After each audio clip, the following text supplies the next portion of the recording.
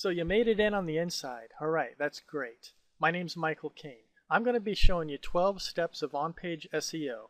As soon as I'm done with that, I'm going to be taking you through the authority blog platform that I use. And then after that, I'm going to go ahead and show you how I get thousands of backlinks to my blog posts within just a matter of a few hours.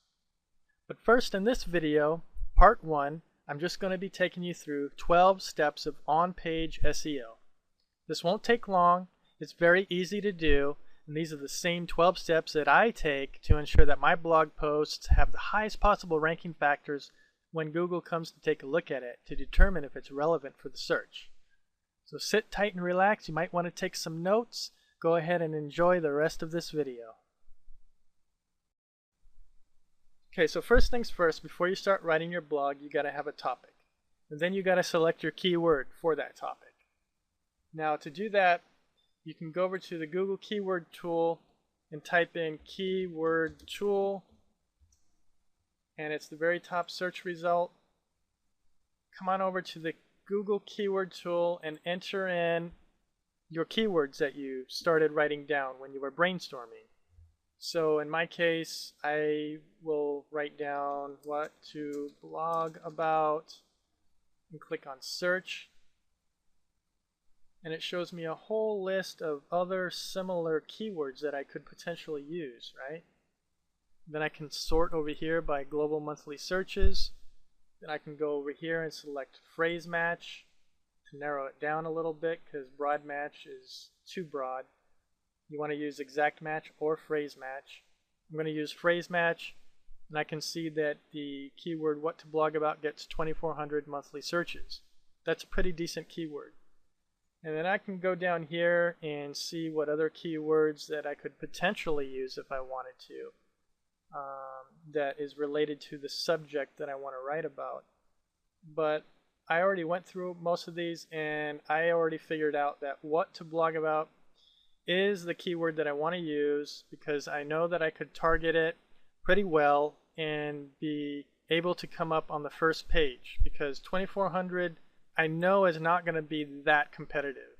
And with the authority blog platform that I'm using and with the backlink strategy that I use, I know for sure that I could come up on the first page of Google. So that's my keyword. Going back over to the blog post here, you want to make sure that your keyword is up here in the title. You can have words before and you can have words after, but you just got to make sure that the keyword is in the title. And whatever you put in this title is also going to be in the permalink. The permalink is your website address, the actual ending part of it. So you got the domain name, and then you got the username /blog/ the keyword. It's good to have the keyword inside the website address because Google takes note of that and is able to rank a little bit better your blog post when it sees that the keyword is inside the web address. Next thing you do after that is you come over here to the SEO keyword tool and you type in your keyword here. Now on to the body of the blog post. We start out with a head tag at the very top. And my keyword is also included in this head tag. It's called a heading 1 tag, or in other words, H1. Okay, so you just select whatever you want to say up at the top and then highlight it, select heading 1, and as you can see, my keyword what to blog about is part of the entire phrase within my heading 1. You want to do the same thing towards the middle of your blog post with a heading 2. So I've got another phrase here that I wrote with my keyword inside of it, and I highlighted the entire phrase and selected heading 2. Then on downward a little more towards the ending of my blog post, I have one more heading, and that is a heading 3. And as you can see, my keyword is also inside of this heading. So you highlight the entire phrase and select heading 3. Now, the reason why you want these heading tags inside of your body is because Google pays special attention to H1, H2, and H3 tags. If your keyword is in an H1, H2, or H3 tag, Google says this is relevant. Let's talk just a little bit about relevant and what that word actually means. TheFreeDictionary.com states that the word relevant means having direct bearing on the matter at hand, pertinent. It also says having practical value or applicability. In relation to Google, relevance just simply means giving the end user exactly what he's looking for. So when you're writing your blog posts, you gotta make sure that you're giving good, pertinent, relevant information that the end user is going to be satisfied with. The more relevant you make your blog post, the more Google is going to like your blog posts and rank them very well in the search results.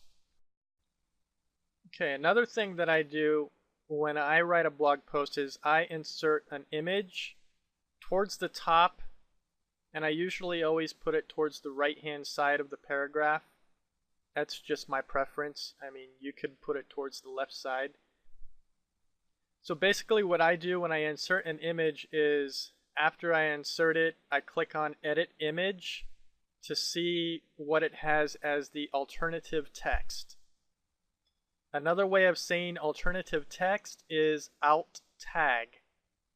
Google recognizes alt tags inside of images. So you want to make sure that you put your keyword inside of the alt tag. I have mine here. I also include it in the title of the image. And then I click Update. Another thing that I do inside of my body post is I make sure that my keyword is bolded. I also make sure that it is italicized. And I also make sure that it is underlined.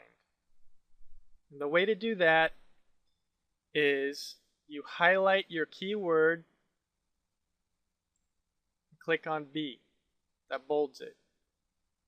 Then you go and find the keyword again in your post, highlight it, click on I, that italicizes it. Then you go further down until you find your keyword again. Mine is here towards the bottom. I highlight it and click on U, that will underline it. Now the reason why you want to do these things is because Google looks at keywords that are bolded, italicized, and underlined.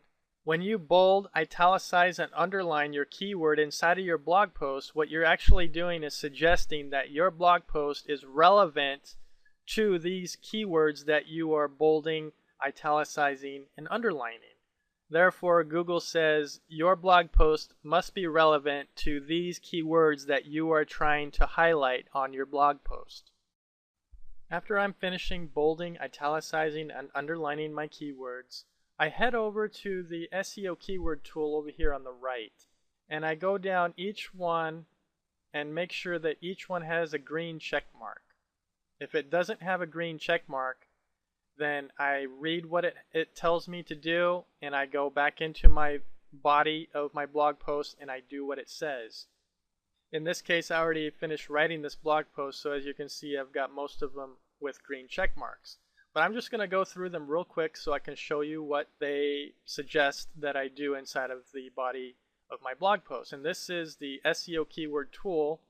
This plugin for WordPress actually costs about $99, I believe, and I can give you the link below so you can go check it out. But it actually comes already integrated with the Authority blogging platform that I use, so you wouldn't have to worry about purchasing it if you are going to be using the same Authority blogging platform that I'm using here. So the top one, it says you have entered enough words. So basically this SEO keyword tool is going to tell you whether you need to continue writing or if what you have already written is enough words. Basically you want to make sure that your blog post has between 500 to 700 words. That's about average. So if you can keep it in that range, or above that, that's great. The next one down, it tells me that I have the keyword in the first sentence of my blog post. That's another relevancy that Google looks at, is the keyword inside of the very first sentence in the very first paragraph of your blog post. Third one down, you have the keyword in the last sentence. So as you're writing your blog post, you just want to make sure that when you get to the last paragraph that you naturally insert the keyword into the very last sentence. The next one down, it says you have an internal link to your other pages. So let's go into my blog post here and see where I included the link to my other pages. Right here. Inside of this video transcript, I read through it and saw that I mentioned the word beer, and I have another blog post that I wrote about a month ago regarding the beer Carta Blanca. So I highlighted this word and I went up here to the insert edit link, and what I did was I selected this blog post that I wrote before, and then I clicked on update, and what that did was it inserted the hyperlink into this keyword so that if somebody clicks on this, it will take them to my blog post that I wrote about Carta Blanca beer. Now the next one down is please add rel nofollow to your external links. Now basically what this is about is if you have links to other people's websites, not including your own, then you want to make sure you put in the rel nofollow tag. And what this is telling Google is not to follow those links. And this isn't regarding PageRank. Now this authority blogging platform that I'm using has a very high PageRank, which is one of the key reasons why I'm able to rank on the first page of Google with the keywords that I'm optimizing for. So when you're putting rel nofollow into external links that are going outside of your website to other people's websites, this rel nofollow tag says to Google, do not give any PageRank juice to these external links. It's keeping all of the PageRank that the authority of your blog has right here on your own blog post. In other words, it's saying do not allow any of my PageRank to be shared with these external sites. The next one down, it says your images have alt tags set to your keyword. The next one is the H1, then after that the H2, after that it's the H3. So these are the heading tags and they're all set to green. Now the next one down is you have your keyword bolded. The next one is you have your keyword italicized, and the next one is your keyword underlined. So these are the three final steps that you take for on-page SEO. And once you have done all the suggestions here, you click update, or if you're writing a new blog post, you're actually going to click save draft, and then it's going to show you your score and your keyword density. Now for score, you want to make sure that you keep it above 70%. The higher you get it, the better. And the keyword density, you want to keep it above 1%, but no higher than 2%. And just make sure that as many of these green check marks are here as possible. If you've got a red X, that's telling you you need to go back and double check and make sure that you follow the suggestion there. Down here it's telling me that I don't have my keyword underlined. If I scroll down, I can see right here that I do have my keyword underlined. So basically that's just a little glitch inside of this SEO keyword tool. It's not recognizing the style format of this underline. So after I'm fully satisfied with my score and my keyword density, and I've done all the green check marks as much as I could, I scroll down and make sure that my blog post is in the correct category. In this case, I put it into the category blogging. And if the categories are not here yet, then you would just click this link to add the new category, and then you would type it in and click add. So once it's in the correct category, I scroll down, I add all possible relevant keyword terms and phrases into the tags area, and I just type in one at a time and I click add. And in this case I've got like, I don't know, it looks like 15 to 20 tags. You can go ahead and use the Google keyword tool that I showed you earlier to come up with your tags. Just type in your keyword and it will give you a list of other alternative keywords. Just scroll through those keywords and just pick out the most relevant ones and include those as your tags. After I'm done with all the on-page SEO of my blog post, I make sure everything looks good and I click on update, or if it's a brand new blog post, I'm going to click on publish. And once it is published, I immediately go to a website called pingfarm.com. So now I'm on pingfarm.com, but I need to paste in the URL of my blog post. So I go back over to where I wrote my blog post. I can hover over the button that says View Post. I can right-click that button and select Copy Link Location. I go back over to PingFarm, and then I can paste that in. And then I can scroll down just a little bit. And here's all the ping services that's included inside PingFarm. There's several. And I go ahead and check mark these last two and I click on Mass Ping.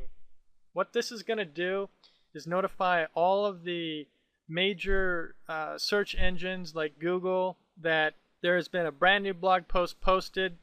And so what will happen is all these search engines are going to send their spiders out to this blog post and then index it.